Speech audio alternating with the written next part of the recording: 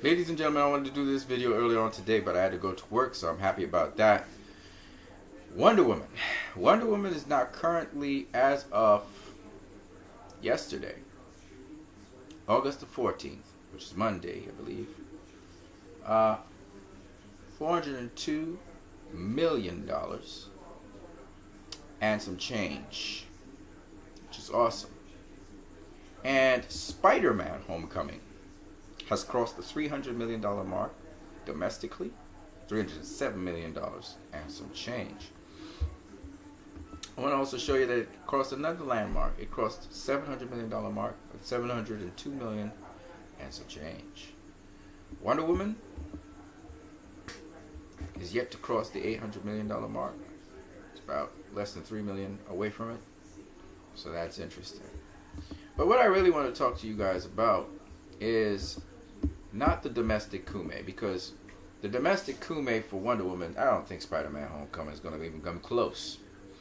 What I want to talk about is the worldwide Cume. And if you look at the worldwide Cume for Wonder Woman, it's now currently at $797 million and some change.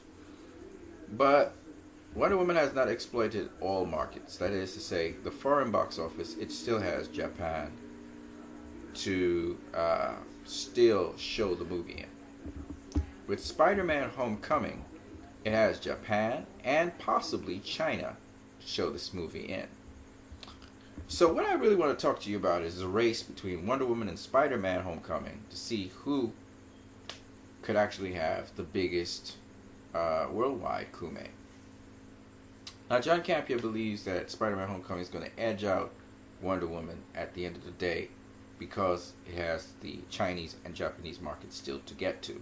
Now, I'm not too sure if it will get to the Chinese market because China seemed to have had some kind of policy with the United States of America. I don't know what's going on with them, but it seems as though China's not allowing Spider-Man Homecoming to be played at least during the summer. So it may, late August, be played in China, may not. It depends on China's policy. But what we do know is Spider-Man Homecoming is going to play in Japan. And the Japanese have a history of loving Spider-Man. Let me show you what I mean. Spider-Man, the Sam Raimi movie, in Japan, it grossed in $56 million and some change. In China, it only grossed in a meager $5 million, basically. So Japan has been a huge market for Spider-Man. When you look at Spider-Man 2, very same thing. You have China raking in very much about $6 million and some change. Japan, on the other hand, $59 million and some change. Alright, you can go through every single Spider-Man movie. Spider-Man 3, Japan rakes in $58 million and some change. China, $18 million. So China increased there. Then you got the Amazing Spider-Man, the first one. China, $48 million. So the Chinese really loved that movie. That was pretty cool. And the Japanese, $39 million. So it was a drop. The Japanese didn't really like that as much as the other Spider-Man movies. And then in the last Spider-Man movie, $94 million in China. That's exceptionally well. And in Japan, $30 million. So Japan fell, China rose. Now, based on that, therefore, Spider-Man Homecoming could rake in anywhere between $120 million and about $63 million. You add $63 million to this, you're talking about 700 and 765 million. Add plus or minus 20 million, 785 million. Okay. If you add 120 million plus or minus an extra 20 million, you're talking about $840 million for Spider-Man Homecoming. So the best case scenario, 840. Least case scenario, 785 million.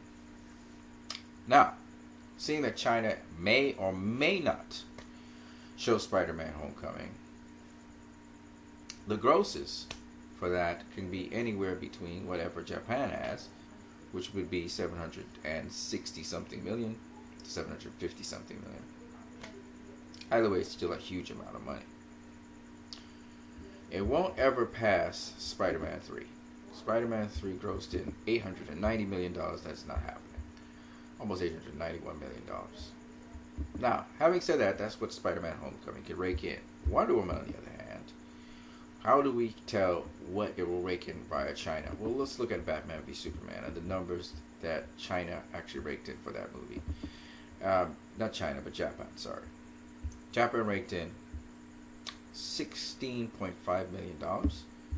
With Suicide Squad, Japan raked in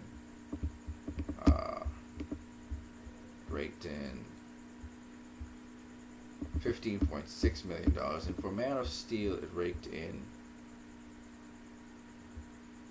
$8.9 million.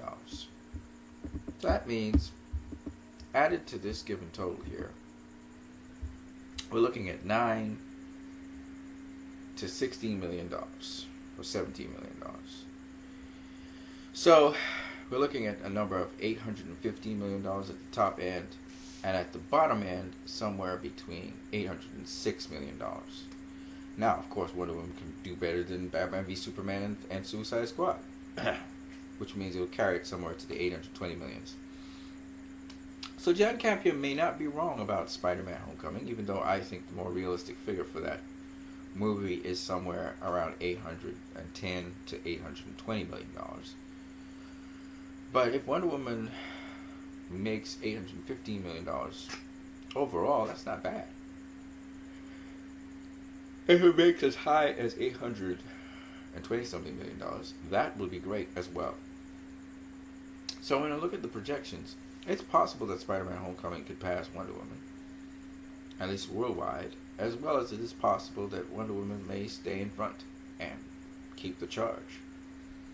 And that's based on the figures and numbers.